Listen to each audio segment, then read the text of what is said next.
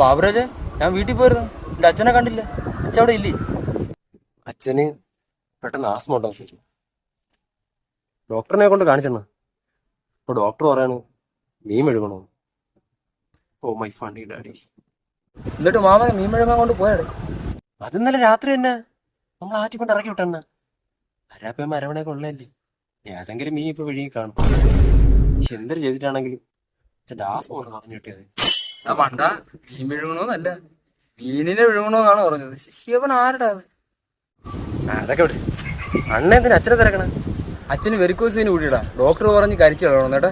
പിന്നെ നിന്റെ അച്ഛന്റെ കെയറോഫിൽ വല്ല വിറവാങ്ങണമൊക്കെ ഉണ്ടെങ്കിലേ പെട്ടെന്ന് കരിച്ചു കളയല്ലേ. നിങ്ങൾ എന്തൊരു മണ്ടനാണ്. വേറെക്കാലം നല്ലത് മണ്ണെണ്ണ അല്ലേ.